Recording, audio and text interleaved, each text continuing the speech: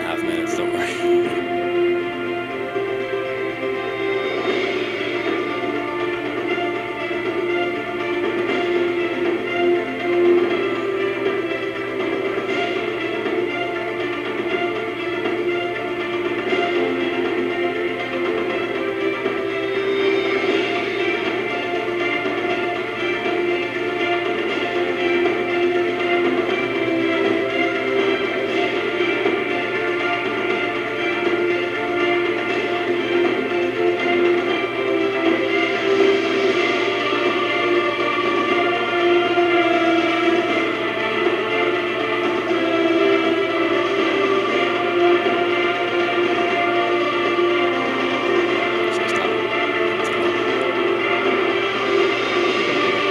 Get the idea? It's pretty long, so I'll pause it. But I mean, it's used in a lot of things, and for us it's a pipeline tool. We already have the software that ties into the pipeline, so this is just the next phase. And right now, you know, this is my 7th year here. When I first came here, I came from the industry, and I thought, man, I could.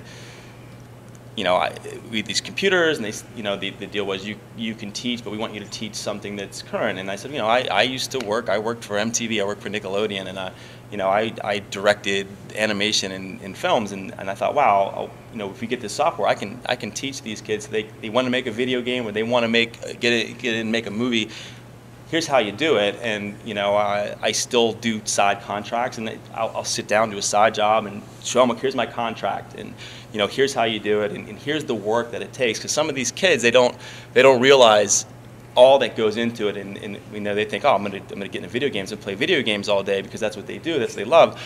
But it's not like that, and it's a lot of work. I mean, it's a 20-hour day sometimes, and this is an eye opener for a lot of our kids.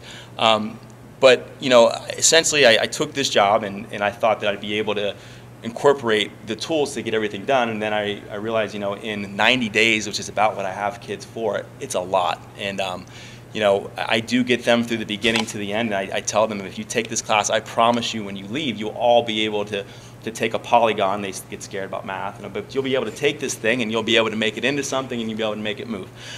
It is a lot to get done, and it's a little scary for some of these kids. And what this technology does here, just like anything, it makes life a little easier. So we can start out in our current software, and then if we can implement this, it will save us time, and it'll be a little less intimidating for some of the kids. So it's definitely something we'd like to incorporate. And beyond just the 3D class, we'd like to, you know, we don't have a jewelry department here or anything like that. And, you know, today's day and age, we can use this same software for jewelry. We could take the ceramics kid, and they can come in, and they can use it just to sculpt with. So they have an idea, like, where the future is heading. I mean, the future is going to be, I have 2 kids, and they grow really fast. And I buy a pair of shoes, in 3 months I have to buy a new pair of shoes. But imagine if I could have them design their own shoe. I could print it out, and then in 3 months I could take the shoe, I could recycle it, use the materials, redesign the new shoe for the new size, and reprint it out. I mean, that's where we're going. And you know, this is, we don't know what these kids are going to do, but I guarantee each of you probably has a 3D printer in your house within 10 years. And you know, the nice thing about Penridge is we are fortunate to let these kids see, like, we have great technology here, and I hope that can continue. You know, and this is just an industry standard. It's the next step. If I get back to we should also mention, with the kids that you have now, right, in the class, that with making modeling going easier, there should be more time to animate too. I think kids sometimes in the class get disappointed because they've done all this work and then there's very little time to animate at the end. Yeah, it takes so much time at the end. You know, ideally they don't always. I tell the kids, I'll go as fast as you, and you know, it's set up where I get them handouts. There's tutorials online. They can all go at their own pace. So if somebody really gets it, they can go wherever they want. And someone that's a little slower, that's fine. They'll all still get to where they need to be, but some kids will go further, and that's how it should be. But unfortunately, some of the kids, like, they really, like, they spend all this time. It takes so much time to learn this and to make this thing, and then it's time to play with it, and it's like, we're out of time. So this hopefully will help and, like, speed up that process for them. So again, like, this is what it all looks like in the beginning. That's a sculpture. It's painted, and it's sent back to our current pipeline. What I mean by pipeline, software isn't, you don't use one piece of software anymore. you might start in software A, then go to B, then go to C, then go back to A. So you have to be fluent in a lot of different packages in order to create anything nowadays. So, they get to learn about a pipeline, which in any industry is kind of what you're going to be using. So I'm going to just zip through some of this stuff. There's just some visuals here. Again, they use it to make toys. They toy design. You can see there. You can use it there's jewelry, all kinds of different industry. Speaking of higher education, ZBrush is in the curriculum at Penn, Temple, Penn State, Drexel, Pitt, Carnegie Mellon, and if I went to just pull up Pennsylvania, there's probably 10 or 12 other schools. And if I did hit this link, which I probably don't want to kill you, there's thousands probably of schools that are incorporating it in their curriculum. And my thought is, a lot of my kids, they'll go on to school and just say, oh, it's cool, I got to see that, but I'm going to go for something else. And they come back in 2 years and they're like, you know what, I really realized how much I really like that. And they're teaching the same thing at my school, and they take a class and they're like, I was so prepared because I had it here first. It was easy. And I'll get emails saying, more than my college professor, what do you, how do I do this? And that's one thing I do take pride in. We have our kids ready. They're a step ahead, and I also take pride in being very current in the technology. That's what I like to do. That's my profession as well as a teacher. So hopefully we can continue to stay with the technology and not fall behind. So we're proposing 21 floating licenses for this, which would allow us to use it not only in the one lab where the animation software is installed, but we could use it in other locations for other things in the future. Right, so if it's not being used, you have 20, you can use it 21 times, one for the teacher. So if it's not being used that period, there's no reason that, a ceramics class can't get in there and use it, or finer class, or jewelry class, or a 3D class. So it's floating. And another positive thing, and I can't verify for the future, but this software hasn't charged a upgrade fee in 8 years. So if you bought it, the initial cost, you haven't had to upgrade it. Upgrades are free, and there's been 20 free upgrades. It's being purchased by so many industries that they're able to just keep the price down. Keep the price down. So it's relatively cheap, especially when you consider there's no yearly increase, which a lot of these packages, you can buy it this year, but next year they're going to charge you $300 or $500 more, and they do that. With this one, they're pretty good with that. Right. Another thing that is going to come up, I believe, is our software or the hardware in our labs. Our computer labs are going to be approaching 10 years. So a 10-year-old computer, right now we can't even put a new operating system on the computer because it's too old, which causes problems with the server because we have to go with the older operating system. And the software that we have is starting to get to the point where we're below minimum specs, meaning the hardware can't really run the software. And we've been we took some of the old computers around the building, and I've been swapping the ones that have been dying with anything I could kind of scavenge. But we're getting to the point where I'm starting to worry that I'm not going to be able to scavenge too much longer. So part of the other proposal would be to maybe upgrade a lab and then take the computers from one lab, move them into another lab, and get another year or two out of those, and we can just use those as backups as they die. And they are starting to just die, and it's more expensive to fix them than it is to buy a new computer because they're so old at this point. To put the money into a computer that old, it just doesn't make sense. And in terms of that big picture, Mr. Torado also looked at licenses like he's done throughout the districts, right, rather than purchase, so we don't run into this problem again. That's just something that, the technology that's a different proposal than the software, obviously, but that's also something I believe is in the. Well, that has to be considered in terms of any kind of purchases. The computers aren't going to run anymore. So I know everything else has been getting updated, and we used to be on a plan, but somehow it got, 5-year plan or whatever it was. 5-year plan, now it's a 9-year plan, So at some point, we're going to need to do them, and initially it was discussed to do 5 at a time That was probably 5 years ago, and then eventually we'll just rotate them out. But then they were never rotated out, so now it's at the point where we're starting to look a little scary as far as, hey, are these computers going to run? Every time I hear a beep, I just sweat. Oh no, please start. We all do. Because I don't have many backups to plug in. Okay, what questions do you have? Questions? Well, then this software, is it going to be a problem on the computers? This is that, the positive thing about it, I mean, ideally, eventually it will be, but this technology, one of the benefits is it is able to run on a lower spec computer. That 2.5D allows, instead of millions of little polygons, little points, it allows billions. It's a great program for that. It's able to run on a relatively low-end machine and run well, where even the software we have now is kind of struggling on the machines that we have. It's kind of, this will run better. What about, right now, currently the sophomores have the computers, so is those... Could they run? So as they're moving up? We discussed that, and I think the question would be, I don't know, could they in theory? Yeah. I don't see why it's not going to be a hardware issue, meaning the computers wouldn't be an issue, but the licensing issue would probably crop up, and what do you... do You're we... not going to license every computer. Right, and then if someone, like right now how it works, we have a license, our old license is we have a 21-seat license for our other 3D software, and it's just if a license is active, it locks out, because it's connected and it knows, and it's like, okay, there's a license on, so then it shuts off. If two computers in the building try to log on at the same time, they're using the same license, it won't work. One will lock off.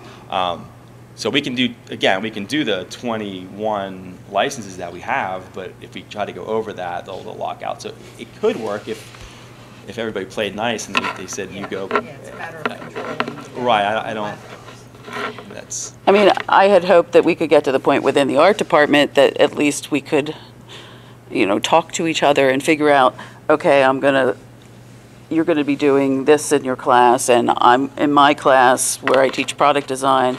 I want the kids to have a week experience working with the software. How can we work it out? Right. But when you start talking building wide with all those laptops, that's kind of mind-boggling. Yeah, I don't know, a licensing my nightmare. point is if they're bringing, at some point, next year, Right. the 11th grade has a laptop, every student. Right. So then they have the hardware there. Like, do we need a new computer lab? The problem with what we do is very visual. The screens are tiny. There's a lot of data up on that screen, and they need to be able to see it. So the screens are kind of small. And then, Plus, many times we use two programs next to each other. We might have both Photoshop and Illustrator open.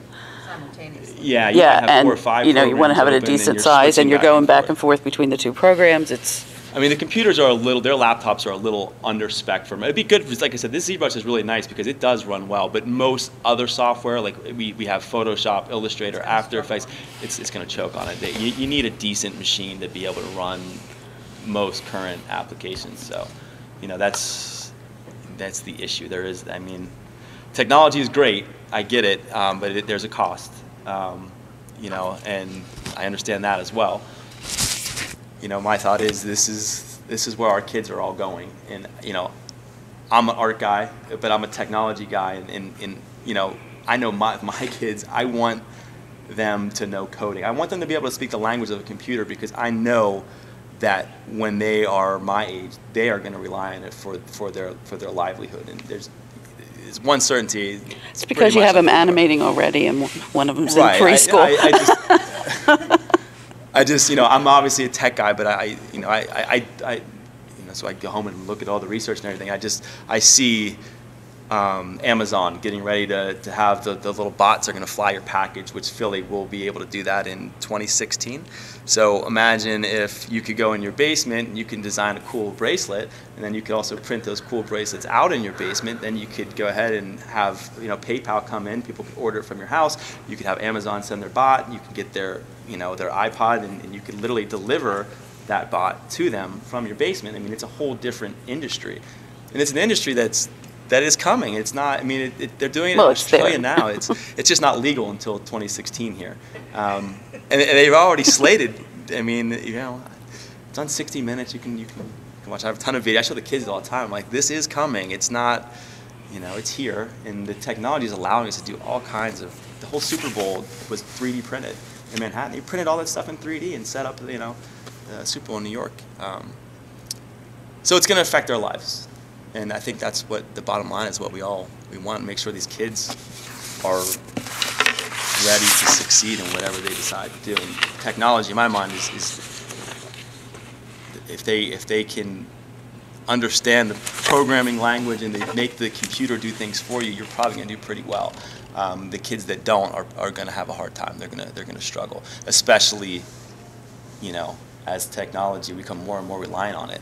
The kids that don't grasp it are gonna fall behind. They're gonna have a hard time. And those manufacturing jobs are not. The 3D printing doesn't. You don't need a warehouse anymore. You don't need to have X amount of shoes in the warehouse because, hey, you ordered a shoe.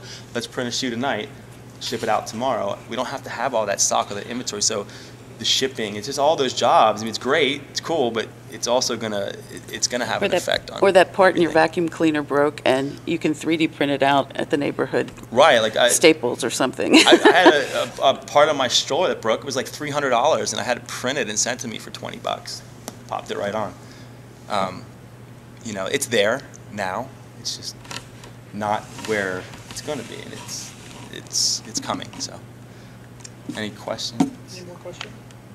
I have a question. Sure. So, I mean, when you look at the cost. Yeah. So you have 21 floating licenses. Right. So it can be used, like it'll be, the license will be associated with the computer. No, I mean it can just be run 21 times at a time. It can go to anywhere, but once 22 people try to use it, the 22nd person is not going to be able to use it. Okay. And then the computer labs too at 41, 25, like what is that, the cost associated with You know, with the computer labs, I sent minimum specs of software to David, and you know, he put those numbers together and what we would need to update a lab. And again, you know, our labs, they are primarily with art classes, but they're used for other things. It's not just, hey, this is art only. So they're used for other things. They're just getting old. We need new computers. Cost-wise, I told him, look, we need decent screens. Here's like I sent all the minimum software requirements for current software, meaning like the bottom specs for something to actually run, because some software won't. And he took all that information and he came up with a plan that he thought was doable, and that's what you have. I didn't really. We have two labs right now, and so you're replacing everything. Well, no, I think the plan would be to replace one lab, take the computers from the one lab and move them over, and eventually, if he has them all down at one time. Well, he has the figure in there for 2 labs, but. Oh, did he? I mean, when we talked together, when we brainstormed, I thought, well, we could migrate 2 labs into one because they're starting to die. So we can take the backups from one lab, and when the computer dies, well, we'll have enough to sustain it for another year. And then for the higher end classes that use the software that's more demanding, we'll keep the new lab, and we'll have those kids in the new lab. And you know, the lab that we have now is fine it still runs. It's just a matter of, you know, will we have enough computers to make it through another 2 years? Probably not. But if we combine the one lab with the other lab, I think we will have enough to stretch it out. It says 2 labs, and how many computers are in a lab? Sure. I mean, my thought is this. I don't, like, he put together that proposal from his standpoint, from his budget, what he thought was best. If he thought 2 labs were, by leasing the computers, 2 labs was cheaper or was more feasible, you know, he didn't explain why. We sat down. This is what we discussed. I sent him all the information from a technical standpoint, and he said from there he'll take it and decide what's best. So I really don't. The original plan was we were talking. Okay. That was the original discussion. Right, and then, I mean, we've had conversations. Yeah, certain publications. Okay. Flex. And how many computers are in this lab? 21 in one lab and 26 in another.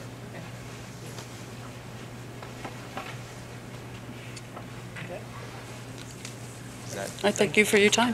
Thanks for your time. Thank you. Well, you got to go out.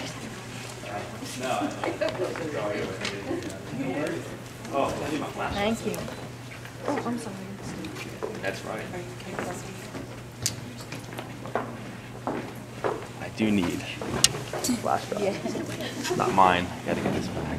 Is that the last presentation you had? Do you have the? All right, that's fine. If Andy can go, then I don't see. Looks like somebody else is. Oh. Okay, the next Do you need the presentation No, will okay. be made by Mr. Morris.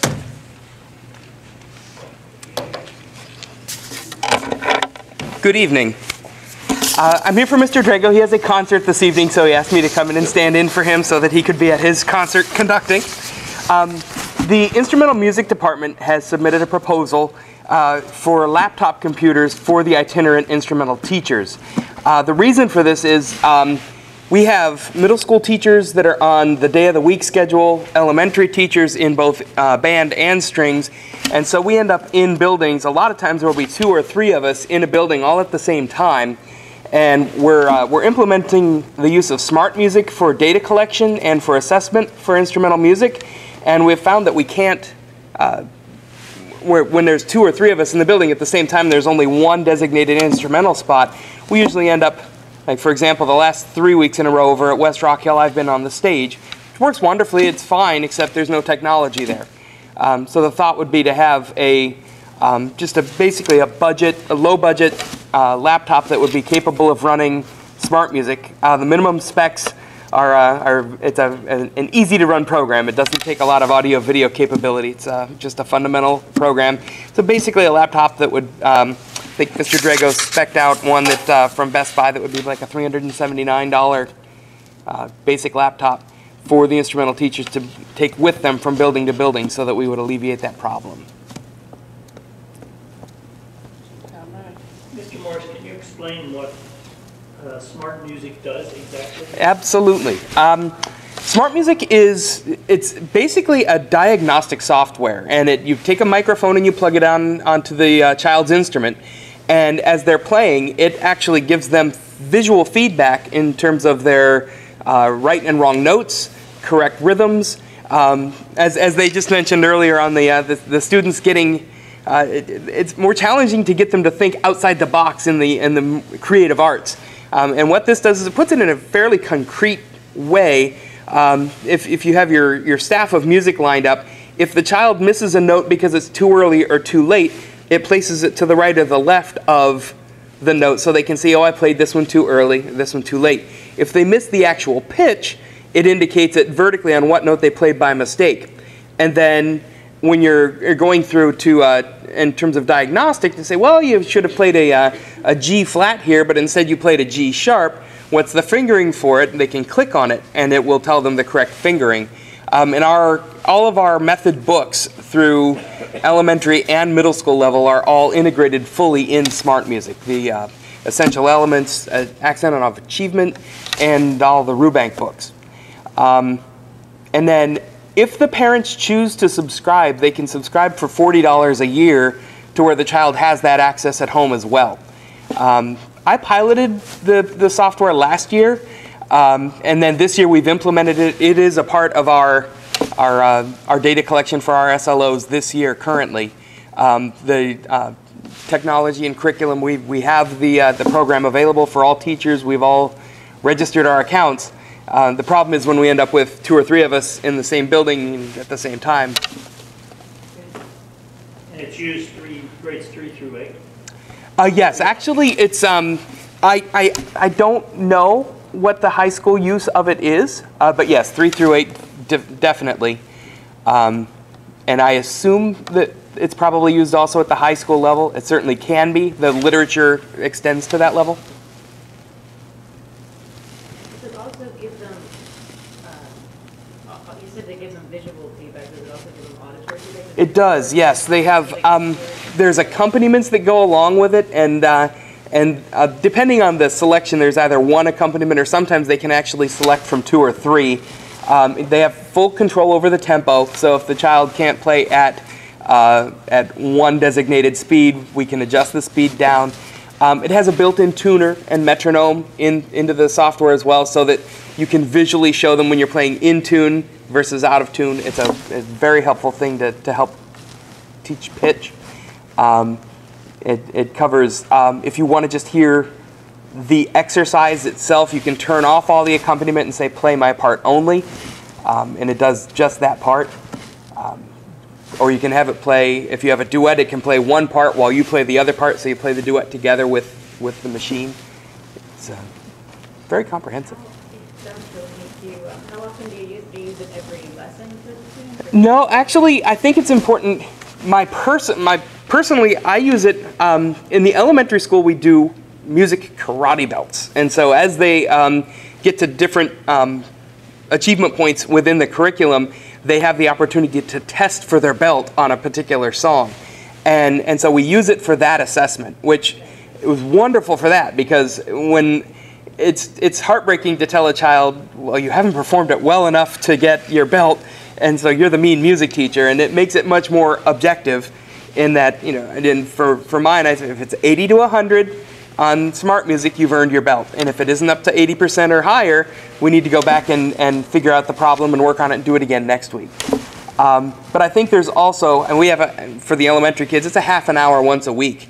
So it's a useful tool, but it doesn't replace times where you just need to get in there and old-fashioned, other aspects of instrumental music. Anything else? All right, thank you. Thank you. That concludes the program proposals tonight. Obviously, these at some point will come before the board for approval, and as always, they're contingent upon appropriate funding to fund the proposals. So that will be a continuing conversation through at least probably one more academic performance meeting, and then with the board as a whole. At this point, we're prepared for public comment. Mr. Linden? I have some questions.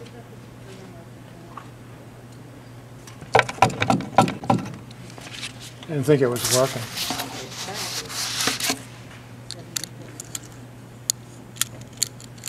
I have a question about the request for the iPads.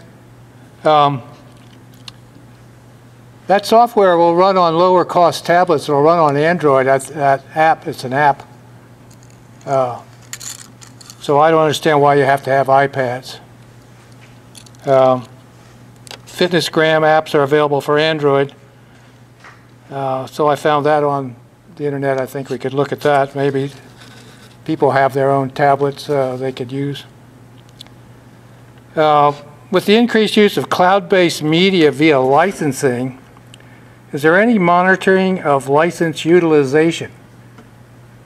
In other words, we know if we're using those licenses and how well we're using those licenses, because we don't have something physical any longer, like a book. Now, books, we can tell if somebody's used them or not, but we have a bunch of licenses around the school. There's nothing physical that we can see. So how do we monitor the usage that we're getting our money's worth on these expensive licenses that evaporate after a period of time, like our money evaporates after a period of time?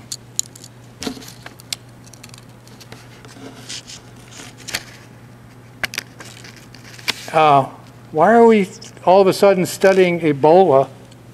It was discovered 40 years ago. Is this a current event situation, or we just found out in Penridge that Ebola exists? I was curious about why that was such an important issue all of a sudden. And the smart music is available also as a free app, I think. Probably could be run on any iPad tablet that we might have excess of in the school. So I don't know whether you need really to buy a laptop. But I don't think $379 for a laptop is a bad price, so I wouldn't object to that. Thank you. I think the one question I can answer, I believe, is about the Ebola issue. The project-based assessments are designed to give students a real-world type of feel for that particular subject, which in this case happens to be biology, and they have the ones who are doing the project-based assessments are not the ones who are successful on the Keystone exam itself. So you do something that's an alternative approach. I presume, I'm sure Mrs. Cotner-Davis could probably answer it more thoroughly, but I presume EVOL was chosen because it has been in the news so much in the last several months, and certainly is something where there's a lot of data out there to talk about. I mean, I would presume you could talk about the influenza epidemic of 1918, but most of us would know nothing about it other than it occurred in that particular year. So that's my assumption, and it is an assumption, but I think students do participate in current event type issues in this program. Mrs. Kleza.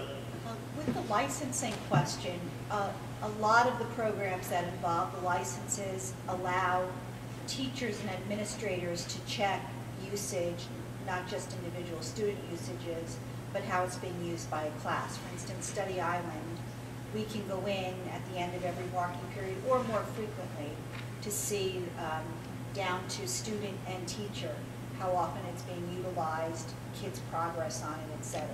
So there are often built-in monitoring methods with those licenses. Do you use them? Oh, yes. I do. That's what I want to hear. I want to hear that you use this regularly. Because I don't see that there's a tally anywhere of all the licenses that Penridge owns. I mean, you have so many schools, you have so many teachers. If they're all doing individual checking, who tallies all those? For instance, at the end of every marking period, I look at the usage for Study Island math for grades 3 through 8 by teacher, by class, and by students.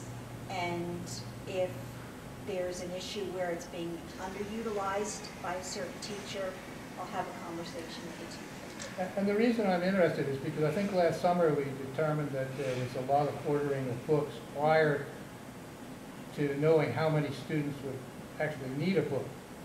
I think that came up this last summer. And recently I bought obsolete textbooks on public surplus. And I received a lot of brand new school books that had never been used in that pile of books. And I was disappointed that we bought so many $100, $110 books that had never been cracked open, because when I opened, they cracked. So that's why I'm concerned about software that is more like something we can't keep track of. Well, I can tell you some of the books that appear on the obsolete book list that are new are often samples that we're getting from textbook reps that if I'm not going to use, I'll put them out there hoping that somebody else can use them. They had the Penridge paste in. They were like the other books. Some of the books had one assignment. They were very unutilized. I thought it was a tremendous waste to see. I mean, I gave these books to other schools. They do get used. But I thought it was a shame that they were such beautiful textbooks that they weren't used.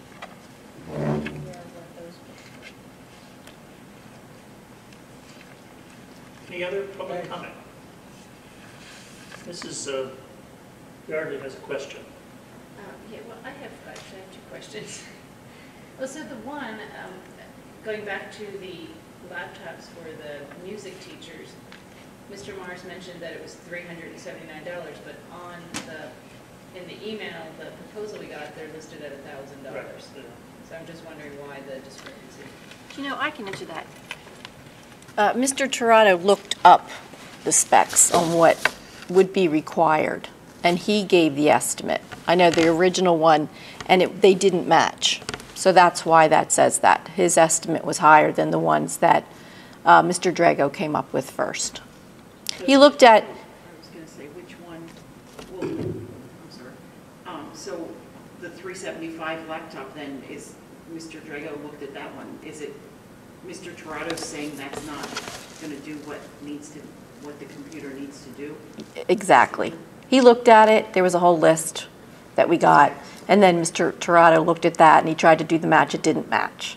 So he did find something that was suitable, and that's where the estimate came from. Thank you. Would you look at that carefully? Because I looked quickly on the internet and it said Smart Music was a free app. Smart On an Music is iPad, Mr. Linden? On an iPad, you mean?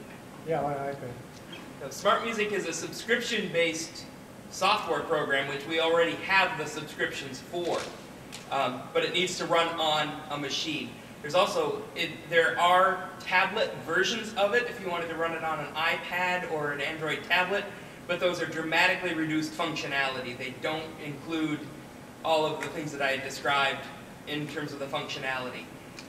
It's basically, if a parent wants to set that up at home for a child to work with it at home, it will function, but the diagnostic tools aren't there. More information, it's good. My other question is, it's not on the agenda, but it's in the email proposals, the middle school proposal. Are we discussing that tonight, or is that a different? No, that's not for this evening. Oh, okay, that's a different. That is. When will that be discussed? That will be at our next meeting. At the next meeting, okay, all right. That was my Thank you. Thank you. And Mrs. Brewster, do you remember what night the next meeting is? Because it's also not on this agenda. No, I do not. We don't have an identified date. No, we do not have that date. We have to choose the date and then we'll update it. We did not have a date for the next one. No. The next meeting, the academic performance, it wasn't scheduled yet. I have one on the January 20th. That sounds Prior to, okay, January 20th, which would be prior to the next full board meeting in January. okay. So unless that, perhaps we should check, unless that's, for some reason. I will check on it. that would be the next meeting. Okay. All right, thank you. I think we are adjourned. Thank you, everyone, for coming. Thank you.